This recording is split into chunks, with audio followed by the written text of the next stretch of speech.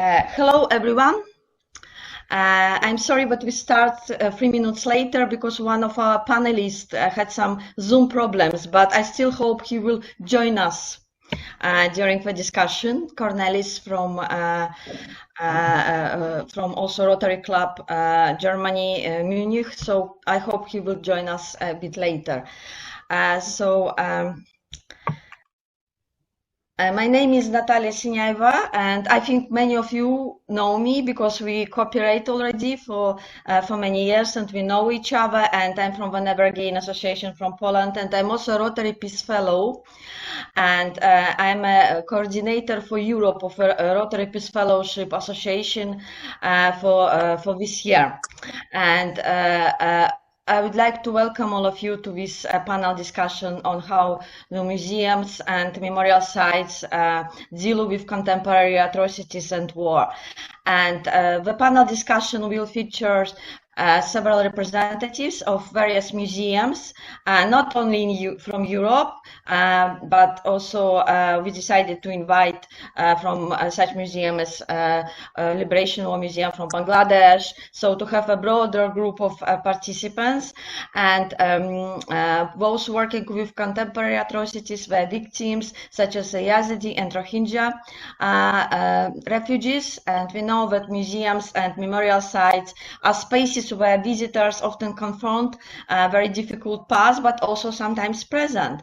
And it's also museum and memorial sites they give us opportunity to reflect on those issues. And museum can also integrate society influence to be more critical of the past, but also of the present. And I think it's also kind of challenge for future for museums, how they can work for peace. And also I hope we will have time today to discuss it after your presentations, and because today our panel, we are not going to have smaller discussion rooms, but we will have a more in-depth discussion with our distinguished guests in a larger group. And before I will pass the floor to the second moderator of this session, Shahryar Kabir, who is also distinguished Bangladeshi writer, filmmaker, and human rights activist. And both of us, we are a part of a working group named Cultural Resources for Peace. And this group is a part of a Rotary Peace Project incubator. So, and our idea is also to develop, elaborate, design different projects on culture and peace. So, and before I will pass floor to Shahryar, who will introduce our presenters, panelists. I would like also to introduce Walter Giger, who is a representative of Rotary International to the United Nations, and he is also one of the initiators of the driving force behind the Peace Project Incubator. So I would like Walter to say a few words about the idea and the concept and about plans. Thank you very much, Natalia. Hello to everybody. Let me start with a little story. When I joined the Swiss Foreign Service, this is now 50 years ago, one of the first things I was taught is you have to know the past to be able to analyze the present and to understand the present and to take the right decisions for the future. Mm-hmm. So museums are playing a key role in all this. Now, being a Rotary representative, having a mandate, a direct mandate of the president of Rotary International, this is, we have to come to actions. And when you have followed the discussions during this day, it was very motivating, very stimulating. But when you are now presenting your museums, your ideas, think think at the next step. How can we make this out of these actions? And the idea of the whole project incubator is exactly to do this. Peace was always a priority for Rotary, but today fact is that the least number of projects are implemented in the focus area peace building and conflict prevention. And this during a time when international tensions are increasing, where societal tensions are increasing. So please be concrete in your proposals. Help us how to take the next step.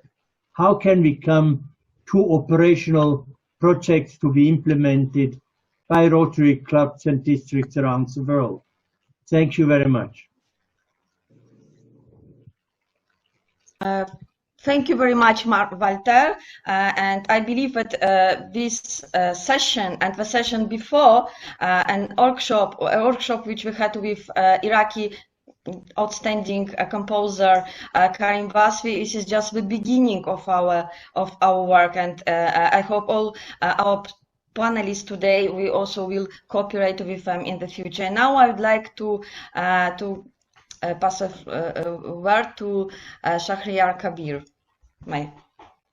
Well, good morning, good afternoon, everybody.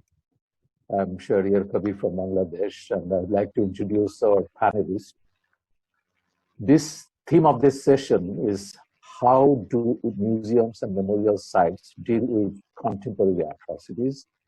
In this session, we have a very impressive panel of 5 speakers from 4 continents who are scholars and experts in their field of work.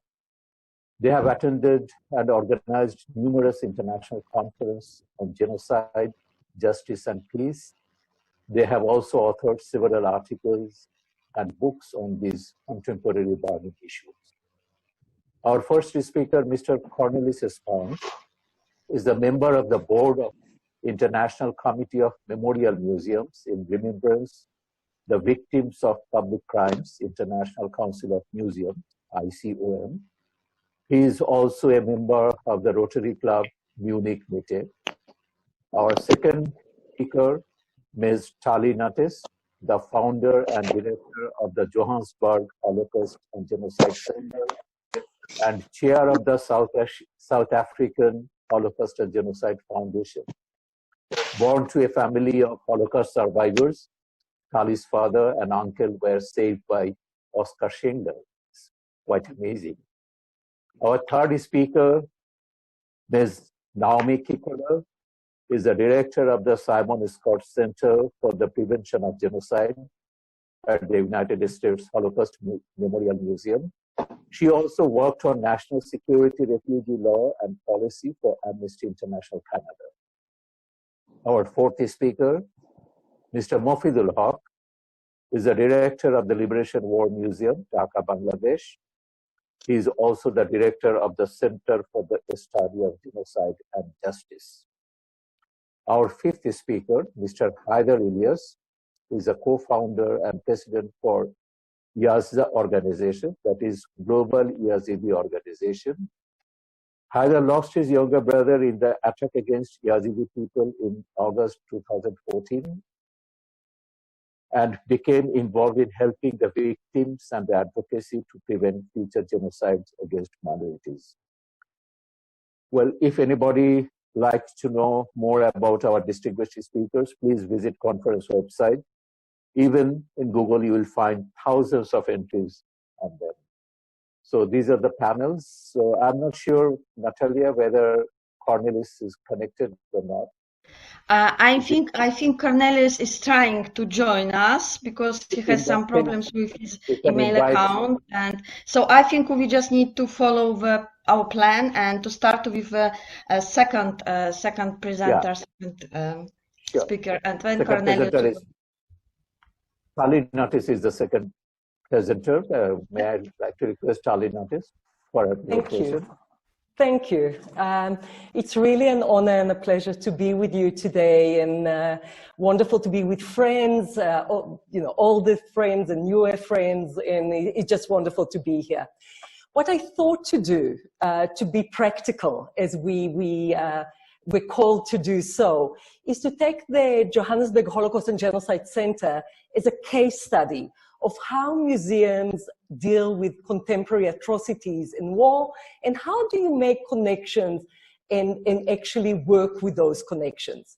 So just to tell you about us, the Johannesburg Holocaust and Genocide Center actually officially only opened in March last year, but we operated for about 10 years as we were building the center. What we do is we explore the history of genocides in the 20th century, but we focus mainly on two case studies, and we look at the Holocaust in Europe and then the 1994 genocide in Rwanda as our case studies. And we go from there to a broader cases of genocide. We explore the connections between genocide and contemporary human rights violations, and we urge our visitors to understand the consequences of prejudice and discrimination, of racism and of othering in all their manifestation, and I'll speak a little bit more about that later. So what we do is we adopt a human rights approach to everything that we do, to the exhibition, but also to our education activities. We promote social justice, cultural diversity, and inclusive society, and we facilitate opportunities for visitors to develop critical citizenship skills. And I'll speak a little bit about it and give some examples to see how we do that. What is interesting is that we decided that we will be a center of memory. In other words, you look at the past, of education, meaning we look at the present, and of lessons for humanity, meaning we look at the future. But we go beyond telling what happened, using histories of genocide and mass atrocities to develop, as I said, critical thinking skills and encouraging visitors to make connections between memories of the past and challenging society today. So the history of genocide, in a way, is an entry point to look at connections to today. And in South Africa, connection to today is history of colonialism, history of apartheid, of course, history of racism, and current issues of racism and othering. Now, I'll give you a few examples. How do you do it? Practically, how do you do it? So when we built the building of the center, and the center is probably one of the largest in Africa, we use symbolism even in the bricks and mortars of the building itself. So we call on visitors to reflect as they walk around the museum or the center and connect to atrocity crimes today. So, for example, while many museums are specifically for genocide and mass atrocities are situated in dark spaces, you go into the darkness, our spaces are full of light. They have high windows, and they call on the visitor and remind the visitor that genocide and mass atrocities happen in broad daylight, in full view of the neighbors, and that in a way, what we want the visitor to do is to make connection to today's world. And then what we do through exhibitions and what we do through programming is that we try to promote active citizenship by utilizing the arts. And what do I mean by that? We want to keep the space full of life rather than just full of death. And that is one of the things that we're called to speak about. How do you remember the individuals? And what we do is we include art, poetry, music, stories, testimonies, and a lot of other things that call you to remember that it's not only statistics. It's not happening to faceless people, to numbers. It is happening to human beings that have stories. You are called to connect to your empathy to individuals and to connect to vulnerability of victims, but also you are called to have a connection to an ethical transformation of reflection. It is essential, actually, to tell stories of individuals rather than just throw statistics to you.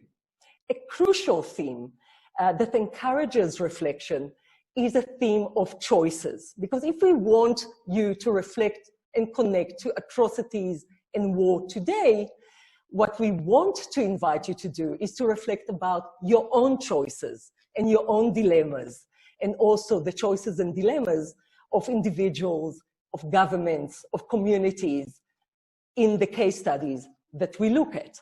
And what we want you to do is to examine the actions of different role players and to encourage understanding of the moral dilemmas and complexities of dilemmas that individuals, communities, and government went through, and make connections to your own life.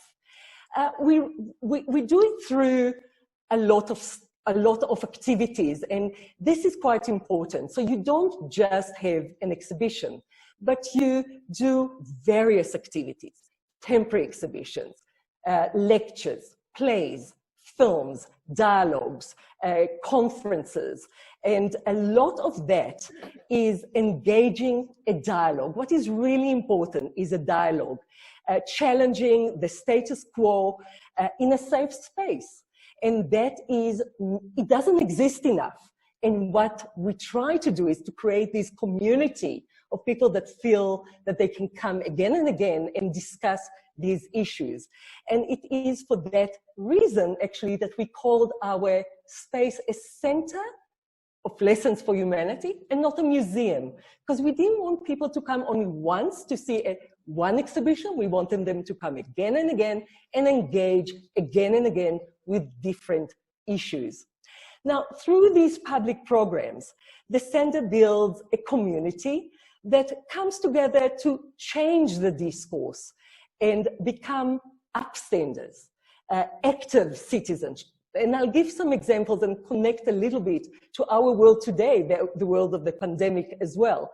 So the educational programs focus on historical but contemporary issues as well of human rights violations in South Africa, for example, xenophobia, homophobia, and so on, but also beyond. So, for example, we try to connect to activism now, almost as if activism is a muscle that you have to train, and upstanders is a learned behavior. So, for example, COVID-19, what is happening at the moment in South Africa, we have huge challenges. One of them is food security. People are hungry. People are, they don't have enough food. So how do we, as a center of history of mass atrocities, connect to today and basically try to encourage individuals and communities to get involved as part of the solution rather than being bystanders, for example. So just a small example how you actually, in today's world, as a center for mass atrocities, connect to real issues in our society. Programs that we run address global issues, including persecution of minorities in Iraq, and we hosted few events and exhibitions about the Yazidi, about other minorities in Iraq. Also, we had some exhibitions and events around the Rohingya a crisis in Myanmar, and about refugees issues and stateless issues. So, for example, last year we had a digital storytelling exhibition and events called My Congo, My Stories, and that was in partnership with refugees in South Africa, with NGOs of refugees, but also with other partners around the world. And partnership is really important. Don't do things alone. Partner with other NGOs, but also other partners around you and around the world. And during the pandemic, for example, the center moved very quickly to an online programming, including class and audio lessons and webinars, online teaching, and much more. And again, not to wait for the pandemic to be over, but to play a part in it. Just to end with few other examples. The center and museum we believe that we need to be a catalyzer for change. And I believe that museums need to be catalyzers for change. And they need to look at the needs of their own community, make connection between exhibits and activities and between the partnerships, the needs of the partnerships, as I spoke about before, but they need to actively think about themselves as promoters of active citizenship. So I'll give, to finish my short comments, an example of how we work in Africa. So we, through an educational program called the Change Makers Leadership Program, that is a youth leadership program for students, student leaders and teachers and facilitators. We developed it with Aegis Trust Rwanda and with the Salzburg Global Seminar. And it's a program to build resilience and resistance to violence, to help to develop the necessary skills to challenge the idea of extremism and encourage participants to become upstanders and change makers in their society. And again, we use the past. So we use case studies such as the Holocaust, apartheid, the 1994 genocide in Rwanda. And they are the primary case studies, and we motivate participants from other countries in Africa to develop their own local case studies. So, for example, we worked in Nigeria, northern Nigeria, in Yola, in Adamawa State. And in Nigeria, the case study developed was the Civil War, the 1967 to 70 Civil War, the Biafra crisis, and so on, that I'm sure many of you know of. I don't have time to speak about it, but we worked there with the Chibok girls. So we worked with more than 200 of the girls that were released or escaped, and they became the change makers in their own community and took the story forward. We launched this program now in 12 African countries. And the issue is really that we need to ask ourselves, under what conditions can museums, exhibitions, centers on difficult knowledge, difficult past, evoke ethical change? And our aim as a center is to provide transformative learning experiences. So to encourage reflection, ethical reflection, to make connection between past and present, and to build a better future. So to end, I would like to give an example of social activism, where a class that learned about xenophobia in South Africa translated it into action of demonstrations, collection of food, supporting NGOs of refugees, translated learning into action. So finally, all students visiting the center leave a message on what they have learned after their educational program. They're encouraged to think about actions that they would like to take moving forward. And I'll just read to you one of such messages, and we get, of course, tens of thousands of such messages. And that student said, "I turn a blind eye when my family says foreigners must go back to their country. Now I will put my foot down. I will not condone it." Thank you. Thank you very much. Chalinatis for his brilliant presentation. Now I'd like to request next speaker, Ms. Naomi Kikuler, for her presentation. Thank you so much. And it's a real honor to be able to participate in today's discussion and to participate with so many colleagues that I've had the pleasure of working with over the years. I wanted to start by giving a little bit of a context because the institution that I run is a little bit different. We are, the Simon Scott Center for the Prevention of Genocide is essentially a kind of think tank, an organization that is within a larger institution, which is the United States Holocaust Memorial Museum.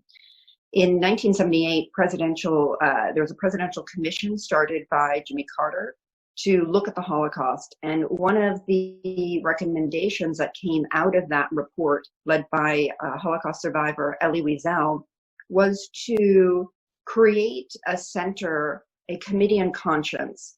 And the idea behind it was that the museum was going to be a living memorial to the survivors and victims of the Holocaust.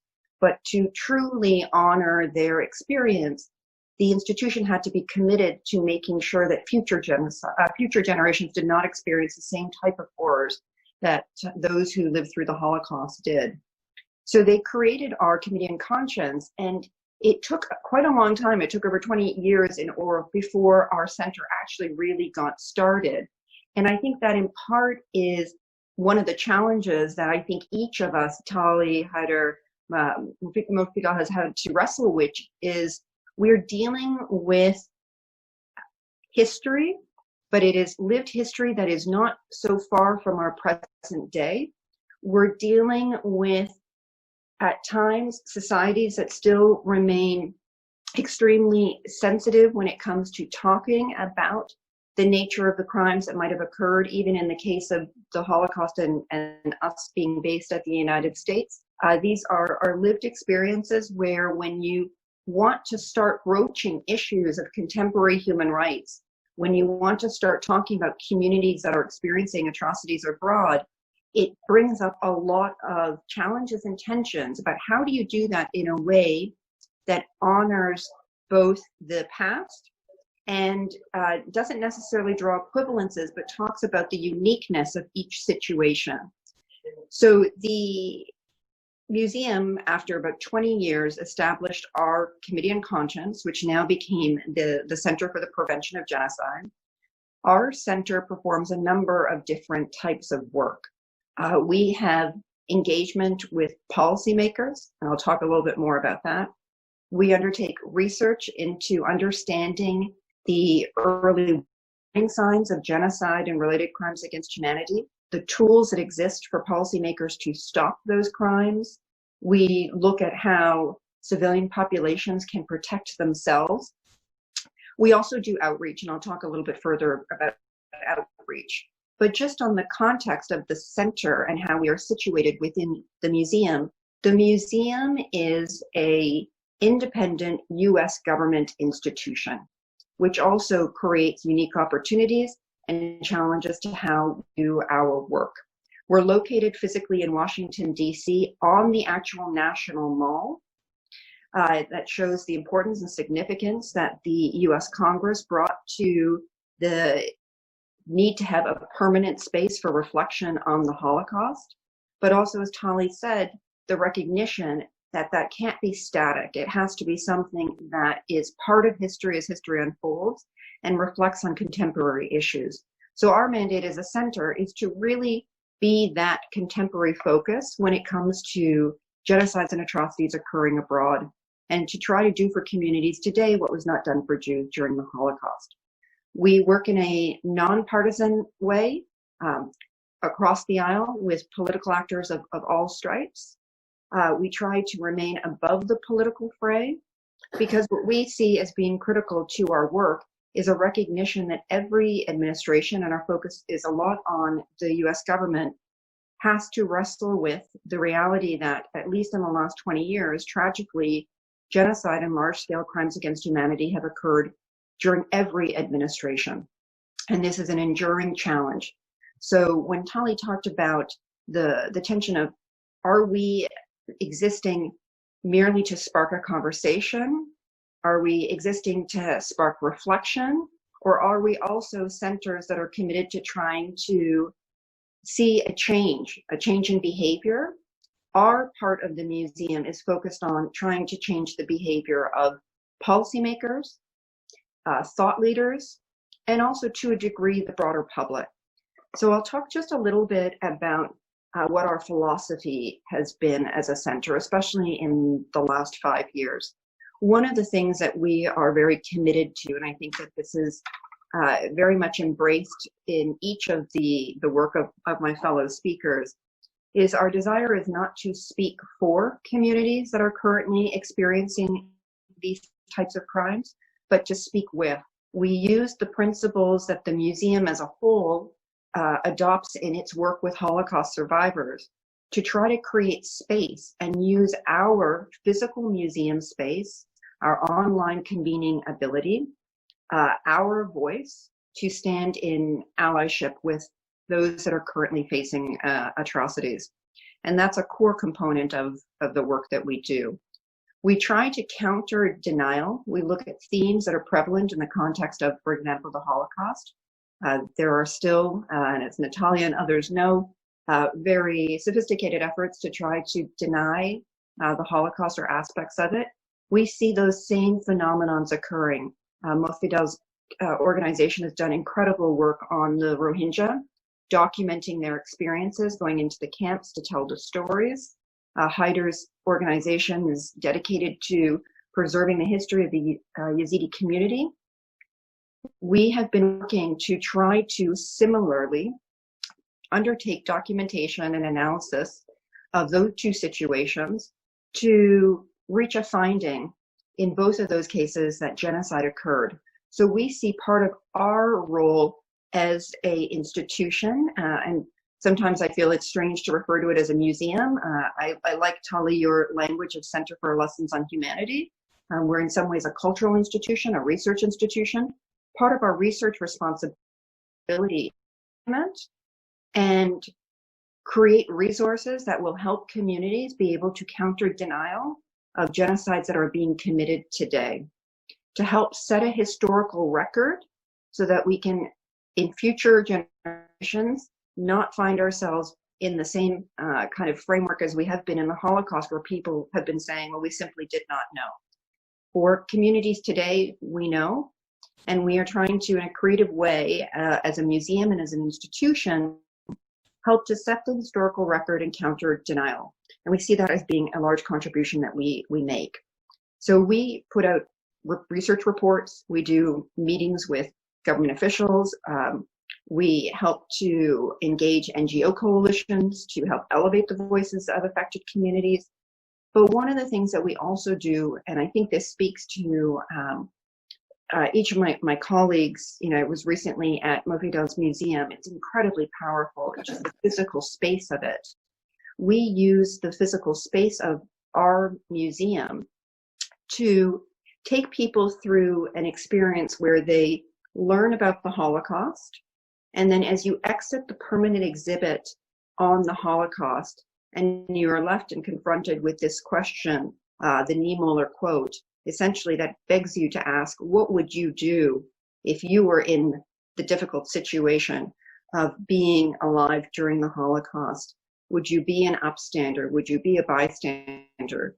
From there, you physically walk through a hallway which leads you to the part of the museum that focuses on contemporary genocide and atrocities. And what we have done in the last 4 years is essentially 2 different exhibits. The first has focused on Syria, and we have used that space to tell the story of what has been happening to the Syrian people. We have done so through personal stories, because we believe in the power of an individual connecting on an individual level. We've done it through having video, audio, physical, tactile material that we use to kind of help explain what has been happening.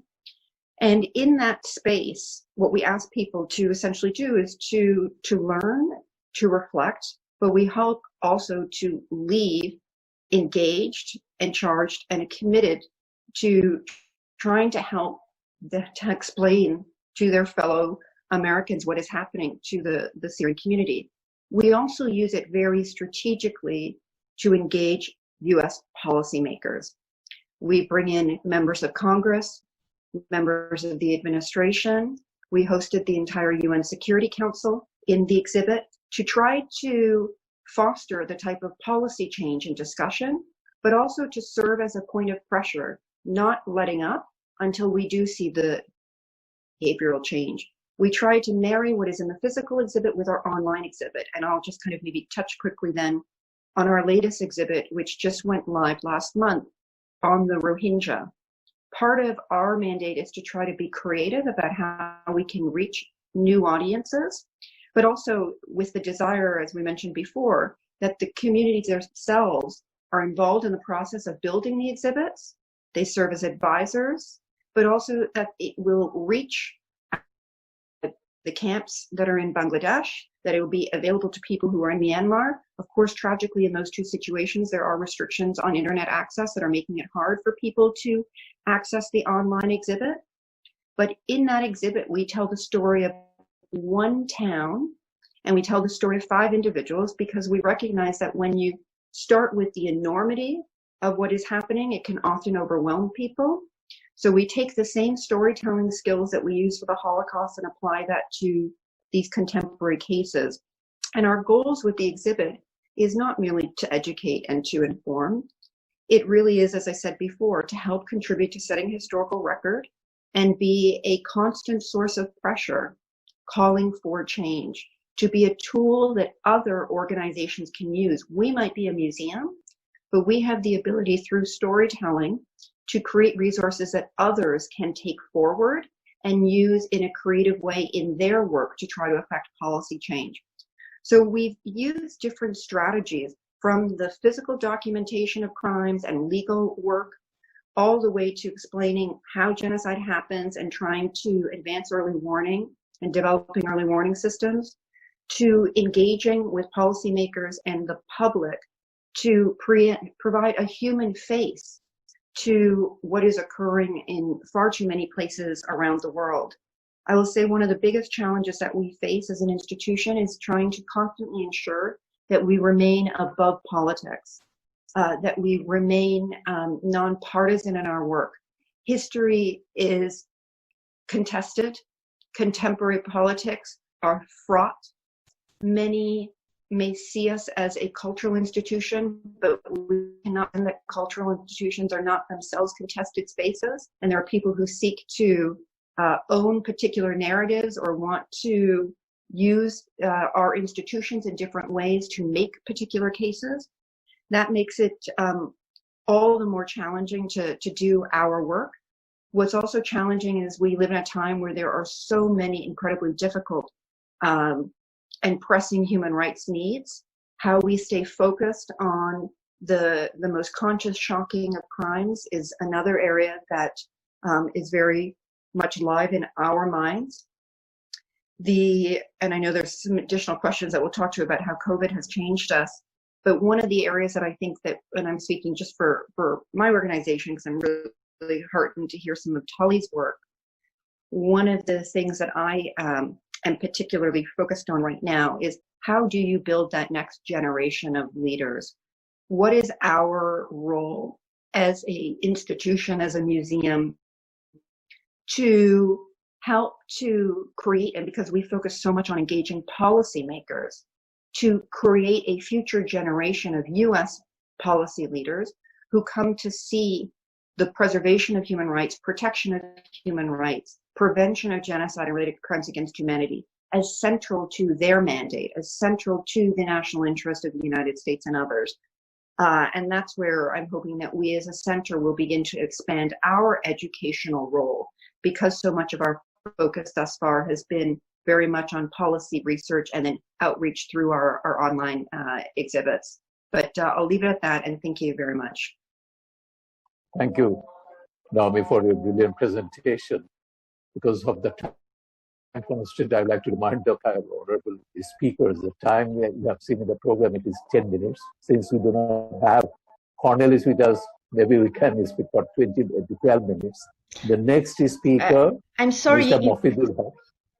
Yes, is it connected? I think Cornelis just joined us just a minute ago, so we have one more speaker who joined us. But I think we will continue according to the plan. And then Cornelis, and I just wanted to remind all our participants that you can leave your questions to panelists in chat, and our colleague Emra is collecting all the questions. So, and if you don't want to ask openly, you can post your questions in chat. So, and then we will share with the panelists. Thank you very much. So our next speaker is Mr. Mofidul Haq. And I'd like to request Mr. Mofidul Haq to present his speech. Mr. Mofidul Haq, is it connected? Thank you, Shahriar, my colleague since many, many years.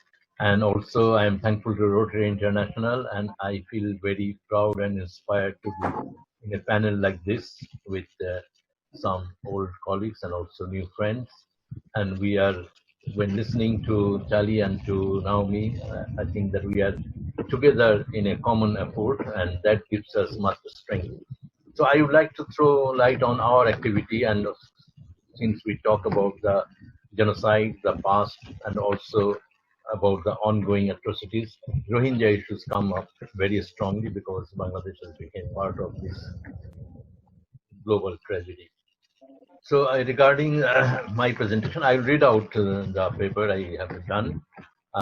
We belong to a nation that became victim of genocide in 1971.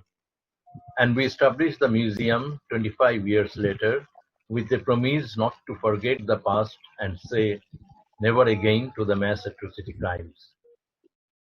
Liberation War Museum, a private initiative that earned strong support of the community to become a people's museum, highlights the struggle of the Bengalis for a secular democratic republic based on their linguistic nationality, breaking the colonial domination of theocratic militarist state of Pakistan.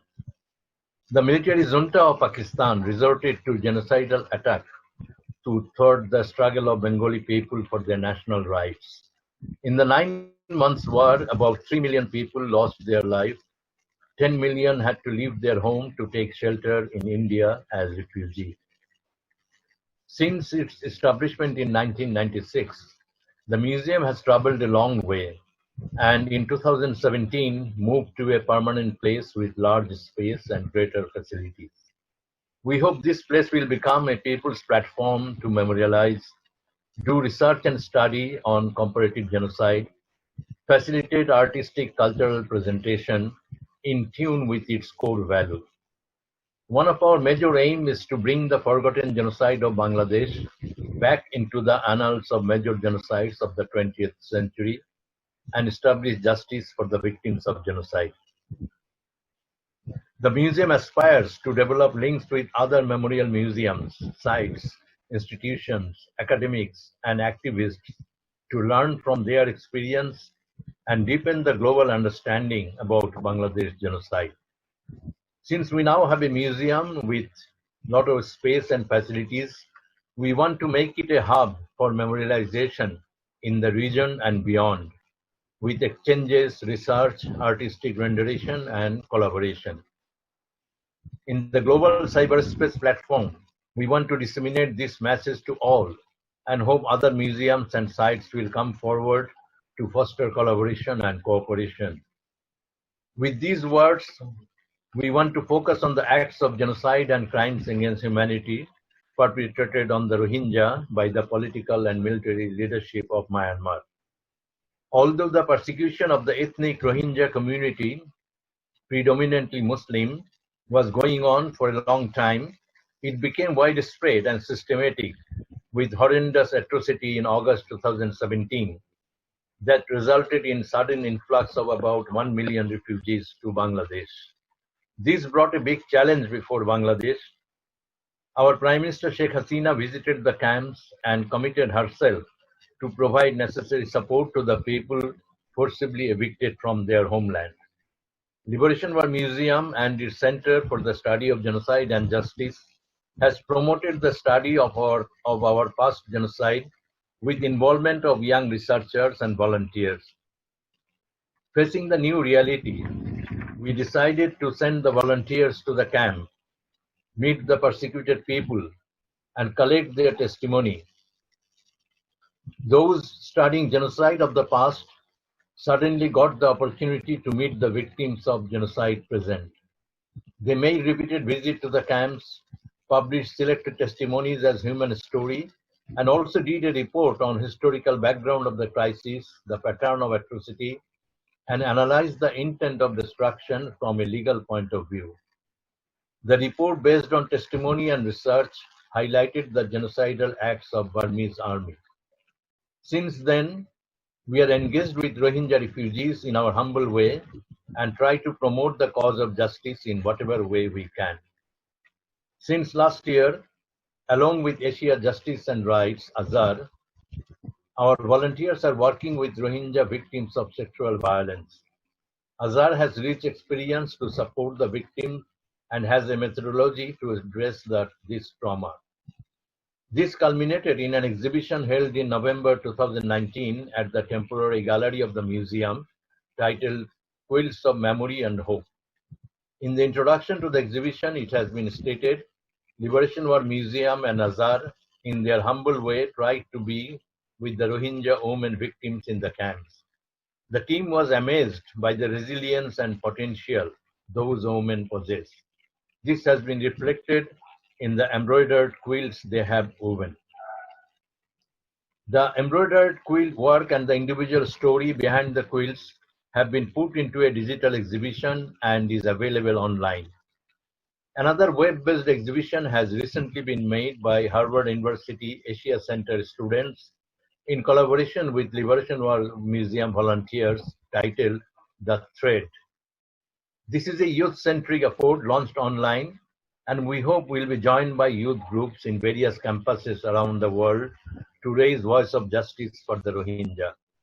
The online interactive exhibit combines the power of art and technology to share the story of Rohingya community and lift their voices to a global audience. The Thread exhibit can be accessed at www.threadexhibit.com. After launching the exhibit, we have noted with surprise and satisfaction that Rotary Peace Fellowship Association also calls their action Thread, meaning Together for Hope, Resiliency, Empowerment, and Development. The issue of justice and safe, secure, dignified return of the Rohingya refugees under international supervision are at the core of the problem. We take note of the reports published by Human Rights Council, various fact-finding missions, institutions like US Holocaust Memorial Museum, and others who have done extensive field study and collected evidential documents on mass atrocity crimes. The recent development in the International Court of Justice, as well as the prosecution initiated by the International Criminal Court, has given impetus to the cause of justice. But the future of more than 1 million refugees cannot hang in uncertainty. This crisis has to be solved without delay, so that refugees can return to their homeland with protection and full restoration of citizenship rights. Global solidarity is essential to fulfill this demand. While participating in this global cyberspace peace conference, we note that the whole world is covered by the dark cloud of COVID-19 pandemic. The doors of our museum are closed, like museums all over the world. We are under lockdown situation since mid-March. This year marks the birth centenary of Father of the Nation, Bangabandhu Sheikh Mujibur Rahman, and the launching event was supposed to be held on 17th March. The opening celebration, as well as all other year-long programs, were cancelled. Overcoming the initial shock, we tried to open windows of opportunity when our doors are closed. Online activism has opened new possibilities for us. On 18th May, commemorating the World Museum Day, We created an online video masses with performances by marginalized rural folk artists. This was in tune with the masses of the day, museums for equality, diversity and inclusion. We launched an online exhibition on the historic struggle led by Bangabandhu Sheikh Mujib in 1966. This is the first time online exhibition is being presented in Bangladesh. Another major event we have done online is the 8th International Liberation Docu Fest, supposed to be held in the early week of April 2020. This time the festival showed great potentiality when about 2,000 documentary films from about 116 countries were submitted for screening. But the festival could not be held due to COVID-19 attack. In a short time, we planned and executed the festival online from 16th to 20th June with all the required technical support. We, like museums around the world, are standing at a crossroad. The deep civilizational crisis has brought us face to face with ourselves and with the world around us. The urgency of the situation has led us to rediscover our strength, expand our connectivity, use new technology as an add-on to human contact.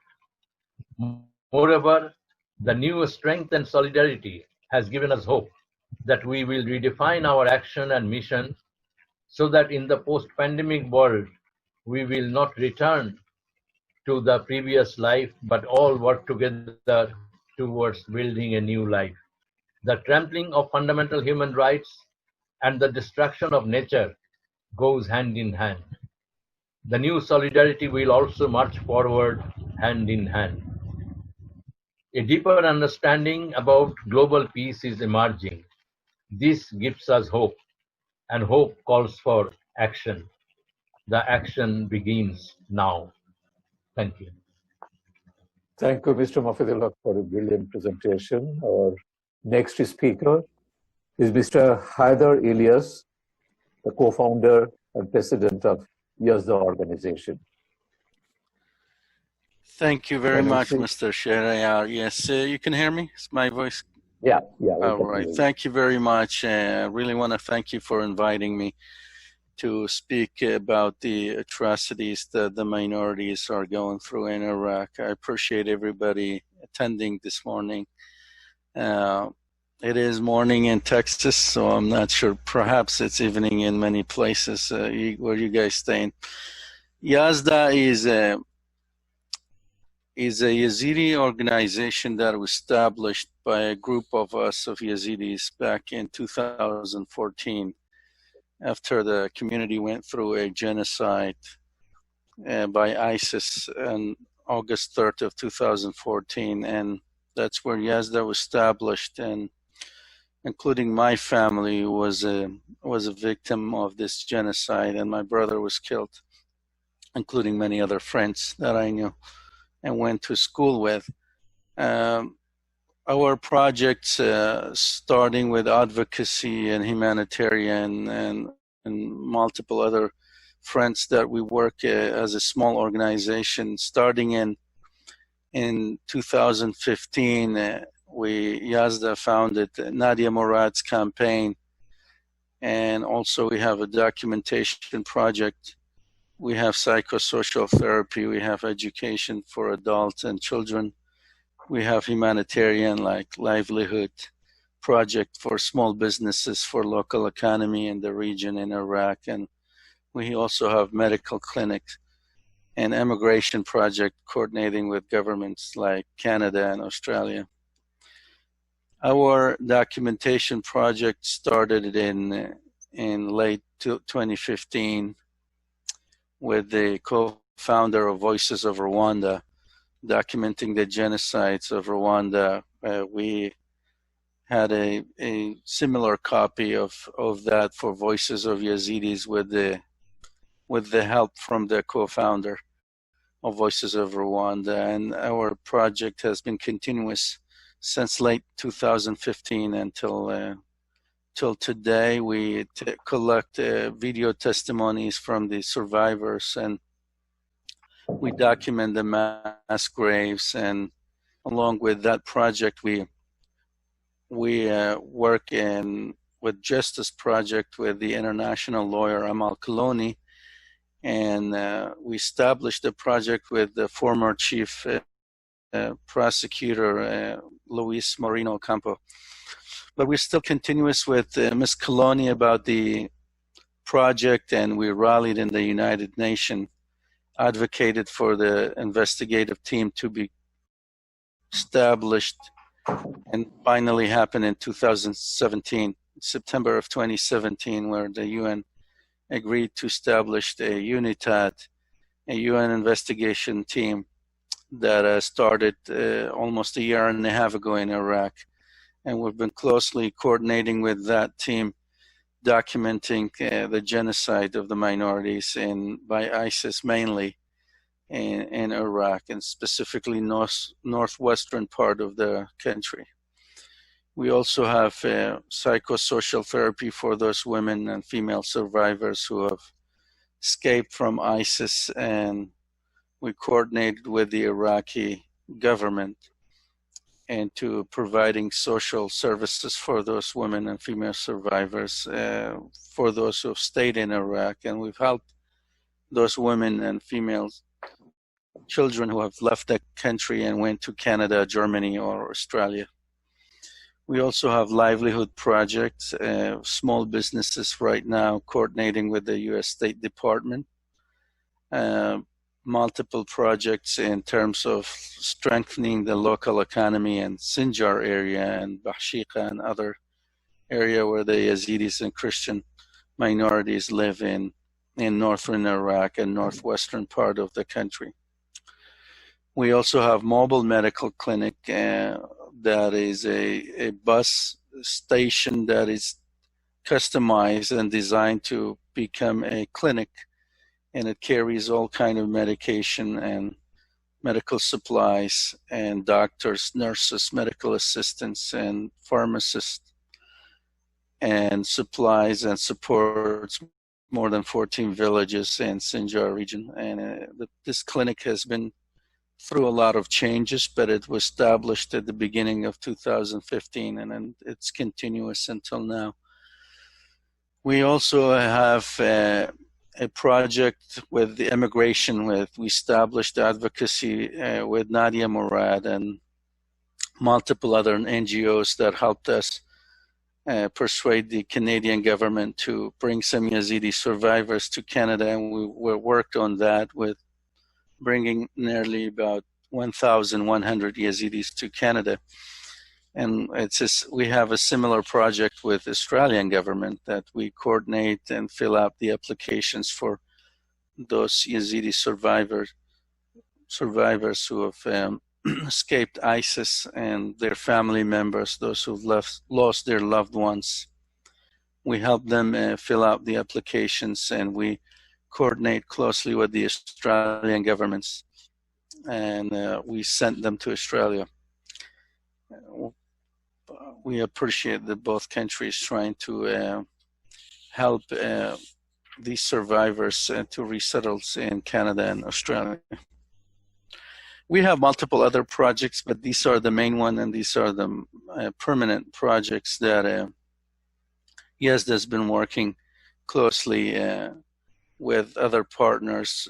We have about 10 non-governmental organizations in Iraq, in the region, that we closely work with and partner with in terms of helping the Yazidis resettle after the genocide that happened to them in 2014 that caused the displacement of the entire Yazidi population in Sinjar, which was at the time about 380,000 Yazidis just in Sinjar, in addition to the other Yazidi villages in Kurdistan region, and also in Bahshiqa and Bahzani in northern Iraq. And this genocide caused nearly 7,000 Yazidis victimized, were killed. Nearly 6,800 of them were kidnapped, abducted by ISIS, and we still have remain about 2,400 Yazidi women and female children, and also male children, small boys who have been abducted by ISIS, and still they're unknown. Their destiny is unknown. We don't know exactly where they are, but there are in some parts in Syria and in Iraq, even that ISIS has been defeated. We still are looking to find these survivors, these victims, and to bring them back to their community.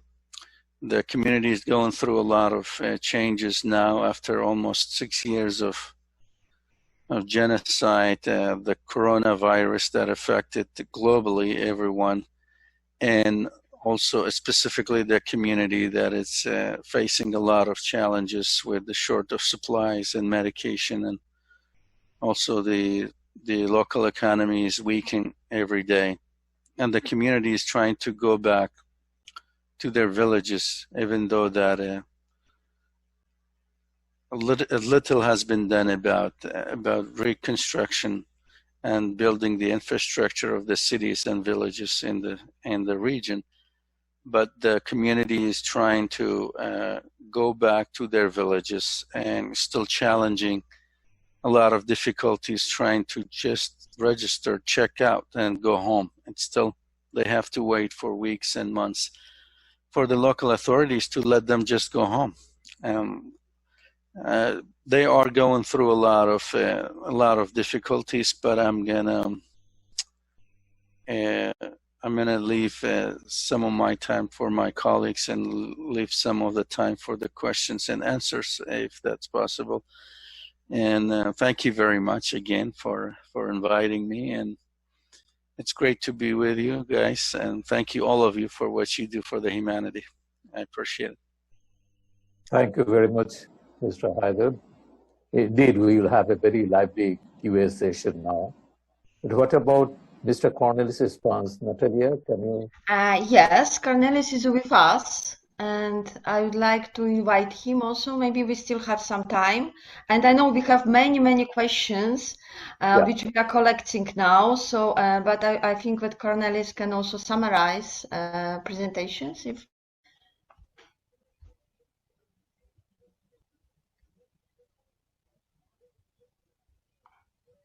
Mr. Cornelis, are you there?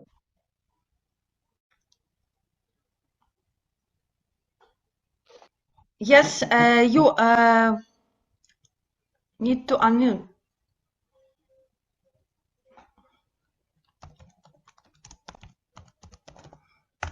And is this better? Yeah. Wonderful. Okay. Right.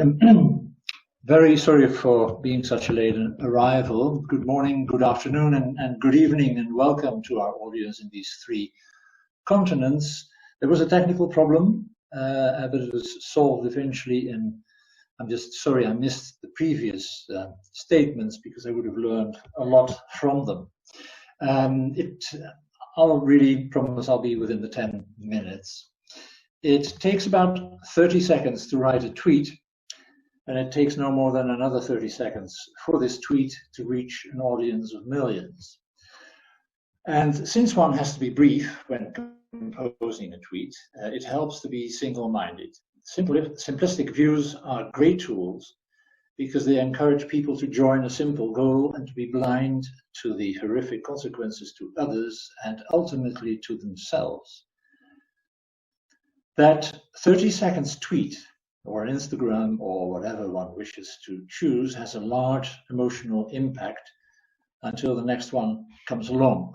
30 seconds is also the average time that a visitor to a classic art museum looks at a painting or a statue or an object. And viewing art is, for many people, an emotional activity. Life on the tweet is fast, and museums, on the contrary, are slow. They do not use tweets or similar to guide their street fighters to the next site to knock their opponents or innocent bystanders over the head in order to bring about a better world. The International Committee of Memorial Museums provides a platform for professional exchange among institutions dedicated to remembrance of the victims of public crimes. We only cover a limited number of sites on various continents. The victims of other public crimes committed over the last 7 or 8 decades are not remembered at all in dedicated sites, or if they are, only in secret. At issue is how memorial museums are succeeding or failing in their efforts to ensure respectful remembrance of the victims of public crimes, and how these efforts can help prevent recurrence of genocide and slavery and racism and anti-Semitism, and those state and ideologically or religiously motivated crimes against humankind. The question, how should these narratives be portrayed in museums and classrooms today in an effort to prevent recurrence? Well, that is not, as you know or may imagine, an easy thing to do. Attempts at dialogue are increasingly blocked or hindered by emotional discharges, by name-calling, by demonization of the other on the basis of stereotypes from the past or out of convenience. There's no single culture or blueprint of memorial museums and of remembrance. It's a widely divergent phenomenon, and it's shaped by historical facts and local cultural characteristics as much as by political issues and narratives. And the presentation of sites that are dedicated to the remembrance of atrocities is often a controversial task. And except for the gratitude of survivors or relatives of the victims, of those who perished at the site, it can also be initially a fairly thankless task. One thing that sets us apart from other museums is that quite often the site of our memorial museums has not been selected in a regular way, that is, for instance, by a group of citizens who want to preserve a collection and decide to create a museum and find a suitable location. In our case, it's usually the predators, the perpetrators of public crime, the genocide, the mass murderers, who determined the location of the killing fields, and later there a museum was established precisely to remember the victims and to honor them in as much as is possible. So that is one aspect in which we are different. And the other one is that we do not collect objects to show the objects themselves, but to educate our public, our audience, and to guide them into a situation of respect, thoughtfulness, and for those who are new to the history of barbarism, a feeling of constructive discomfort. Many memorial museums use objects to illustrate and underline the crime and its victims. Other memorial museums work with the void, with emptiness, the presence of absence. And they do this not only to commemorate and ensure that the names of the victims are not lost, but also to warn against the easy birth of contemporary and future genocides. And to do that, we do not use tweets or mobs. We do what museums do. We reflect, we research, we remember, we recognize the warning signs, we take time, and we dialogue. And there are, after all, values that need defending and that will wither when not defended or treated with indifference or taken as certainty, which they are not. Human rights and democracy is an acquired state, it's not a natural state. In the last few months, we have seen democracies and not so democracies establish political and economic straitjackets through the restriction of civil liberties and freedom, and through information adjustment without so much as a whisper, all for a good cause in fighting the virus. We as memorials are aware of how these things start and perhaps end, not necessarily with a loud bang or jackboots on the streets, but almost as a matter of course, sometimes even with a casual remark. And in this corona crisis, we see in some countries a group discrimination emerge against the elderly that in its matter-of-factness quite closely resembles dictatorships of the past that considered certain groups and segments of society as surplus to requirements. The fact that this is wrapped in medical language does not hide that decisions of life and death are taken on the basis not of the characteristics of an individual human being, but on the characteristic of the group to which they apparently belong or are assigned to. As memorial museums who commemorate victims of genocides and similar atrocities, we are sensitive to how social strain may develop into conflict and confrontational societies. A threat like this may bring people together, that's what we hope, may bring people together for a while, but it may also help to create an environment in which people feel scared and abandoned, and others are separated from the majority, and in which politicians and opaque bureaucracies of different shapes and sizes instrumentalize this virus threat for their own purposes. We're all affected by this deadly virus that originated in Wuhan, but all to varying degrees. It rather depends on where you are in the world, on your age, the means or absence thereof to defend yourself against this virus. And that determines whether you are dealing with an unpleasant inconvenience that will pass, or with a deathly menace that is a direct threat to you and your loved ones. And in the latter case, one is reminded, as we just were, of the plight of the Yazidi, victims of the ongoing genocide by the Islamic State in a dreadful situation and with few defenses against this virus. An estimated 95% of museums worldwide have had to close down temporarily as part of national lockdowns. It's estimated that between 10 to 15% of all museums worldwide will have to close permanently, and that perhaps another 30% will only survive if they manage to receive urgent financial support from taxpayers and other sponsors. Recovery is already underway in some countries. There's been a large increase in digital exhibitions by museums in those regions where the internet provides coverage.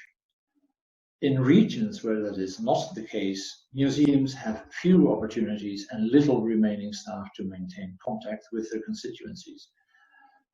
The need for social distancing is a huge challenge for physically small-sized museums, including for those who used to receive 1 million plus visitors per year and now are capable of accommodating less than 10% of that. All are struggling and looking for creative solutions, and most museums will have to compete against other institutions, companies, healthcare, people who require urgent assistance. Memorial museums, providing constructive discomfort, have to be particularly aware that they do not lose out in this competition. In the short term, their very survival may be at stake, and with that, remembrance. Thank you. Thank you very much, Mr. Cornelis, for your brilliant presentation. I think right now we can go for the Q&A sessions. Natalia? Yes, we don't have so much time. We have, I think, 15 minutes. So I suggest that 10 minutes we can use for questions from our audience. And then we also have one more question to our panelists, with Shahriar, which we'll ask at the end, the panelists. So I would like to invite Emrah, if he can select a couple of questions. I saw there are many questions, or maybe someone else. If you like, I can just share some of the questions, or how do you prefer? Sure. Okay, yeah. There are a couple of questions. Some are specific, some are general. So maybe I might just ask the general ones first. One of the questions is the from Mr. Geiger, Walter Geiger. He asks that it's important to know the past. However, knowledge of the past can also perpetuate hatred. what are you undertaking to promote reconciliation and peace while you are dealing with the past? And also he asked about the relations of the speakers with the Rotarians and Rotary clubs. So should I ask other questions as well, or? Yeah, can we ask Tally Natis to respond to this question? It's very interesting, because we are also having such questions, regarding the past, whether how far it is proper, how far it is ethical. I think Tally is one of the right person to respond to it. Thank you, Walter, for your important question. That of course is in the center of all what we do and what we think about. There is always a danger of teaching hate to create hate, and that is of course a caution for all of us to think why and how are we teaching about mass atrocities and suffering and pain. And I think in the center of it, it's very important to humanize, to speak about human behavior and not to speak about monsters and not to speak about the other that cannot be you. It is humanity, and we do that to each other. And of course, the purpose of all of us is, in the end, to create a peaceful coexistence, a non-violent world. So I don't have the time to say about the tools of how we're doing it, but I want to say that it's certainly in the center of what we do and how we do it. And is essential not to teach hate. It is absolutely essential to remember that in all that we do. And just to say that the Rotary clubs in South Africa, indeed, we are in touch with some of them, not internationally. This is the first international connection, but I'm delighted of this international connection and hope that there will be much more. Thank you. Thank you very much. Next. Another question is to Mr. Mofidul Haq and Mrs. Lai Yuan Lui asking that Bangladesh has been hosting Rohingya refugees since 80s. How do you think that the work of the museum evolved since then?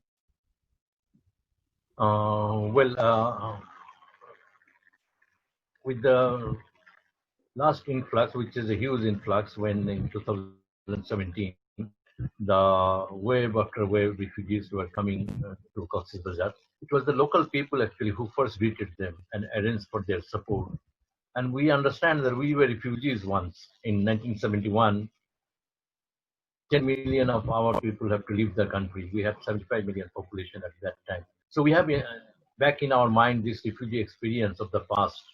And it's very difficult for Bangladesh actually to sustain these refugees for long. There are international cooperation, but there are a lot of problems that have been created in terms of interaction with the local community, in terms of the environment, and also many other problems are emerging. But I think Bangladesh as a nation, as a victim nation of the past, is standing by the victims of today. So it's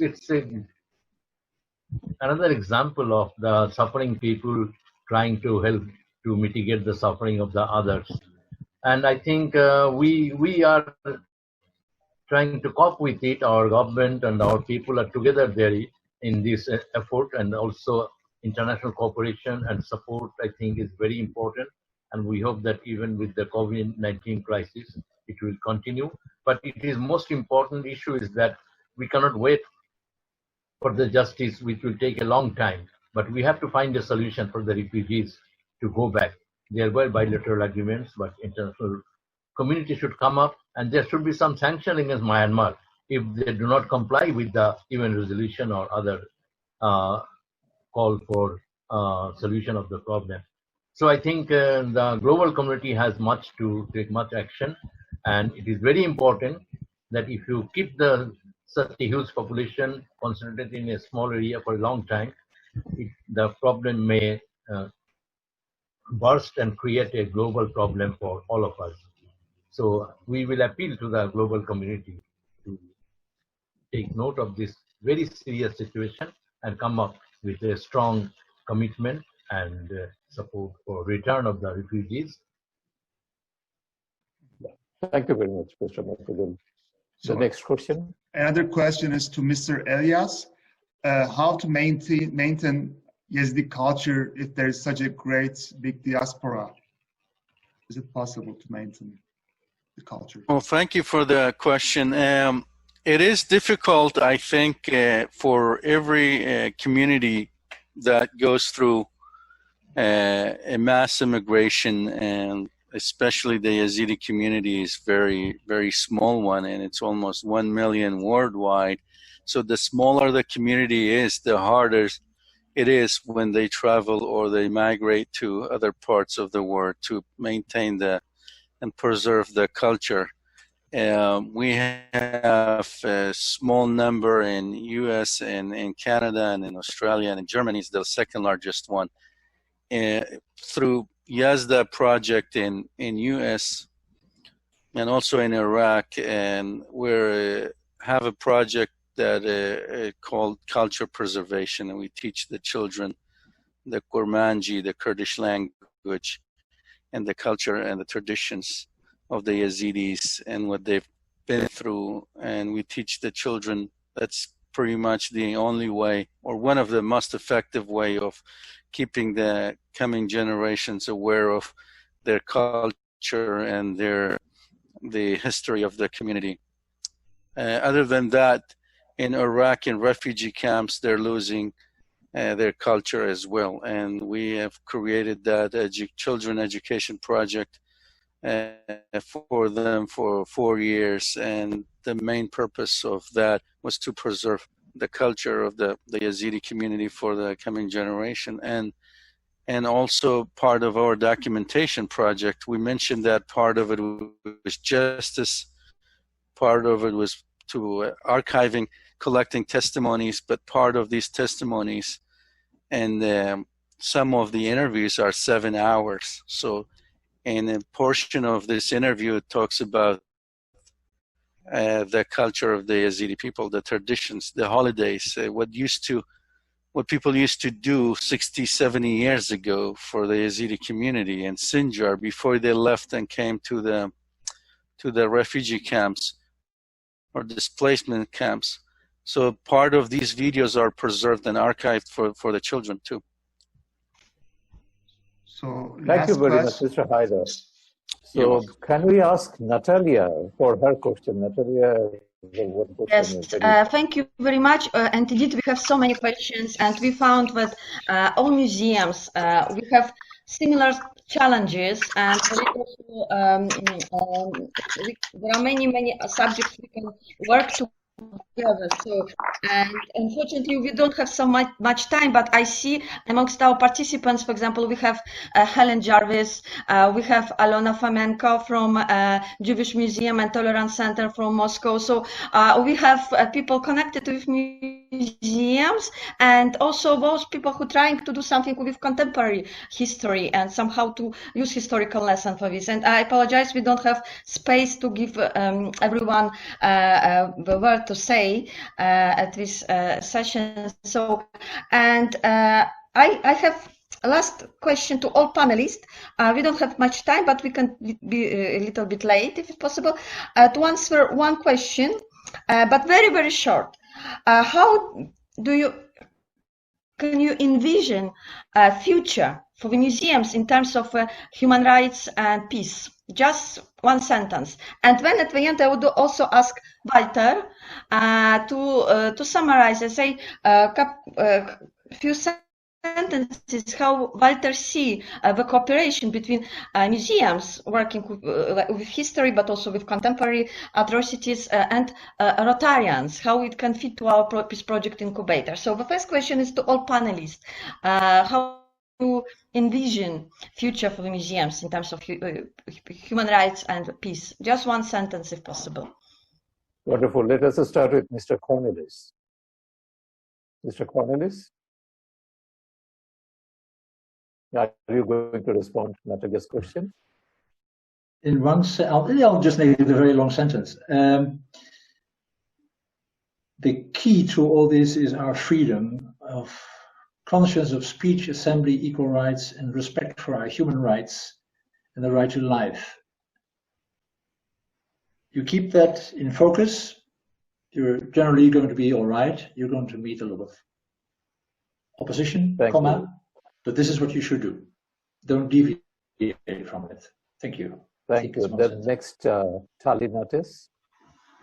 Thank you. I think museums should play an important role in changing the discourse to increase understanding of human rights and understand the abuse and the dangers and the consequences, and maybe embrace our role as carriers of memory activism together. Wonderful. Next, Naomi Kikola. We're looking for your comment. Thank you. I think we have to work on forging human connections, and by helping to humanize the experiences of others, allowing people to put themselves in the shoes of others. And I think that will increasingly be through training and through finding creative ways, especially online, to tell stories and help us bridge the physical distance that we may have. Thank you, Naomi. Next, Mr. Mofidul. Mr. Mofidul. Thank you. Thank you. Yes, for me... Mr. Mofidul Haq. Sorry. Mr. Mofidul Haq. Well, we all realize in the post-COVID scenario, we'll not be able to go back to the old world. We have to redefine the role of museums and address broader issues of civilizational crises like inequality, intolerance, destruction of nature. So building a new solidarity, we can build a new world. Thank you. Next, Mr. Haider Ilyas. Yes, I think if in one sentence, educating other communities about the history of people who've gone through genocides, of people who've gone through a lot of atrocities, teaching people about what happened in the past, educating them, and so they are well aware of. I remember once, it was about 10 years ago, I went to a museum, and it was similar to a museum, was a presentation about the history of a couple of minorities, and I remember that, and my life was changed at that day. So I think when you educate people, you change their life, and you change their perspective, and you change the way they think, and no matter how old they are, whether they're children, adults, or elderly, they think about the word in a different way, and they become more emotional in terms of supporting and making sure that this doesn't happen in the future. Why this happened in the past when you teach them, and why it shouldn't happen in the future. So my answer is education is really the key to preventing atrocities in the future.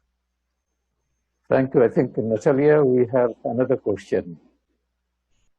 I don't think we have time, but I believe that we are going to continue our meetings and organize webinars within the Peace Project Incubator, so we will have also time for these questions. But 1 minute for Walter, because I would like also to hear your opinion before we close our session, and I would like to invite you to the closing plenary. Thank you very much. Thank you, Natalia. Thank you, Shahriar, for this wonderful moderation. Thanks to all the speakers. 2 things I would like to tell you. Memory and reconciliations have to go together. This is one sentence. The next sentence is, please, please, contact Rotarians. They are all over, they are surrounding you. Explain them what you are doing and how what you are doing could be part of a peace project that reconciliation becomes a fact. These are the two sentences, the two messages which I would like to give to you.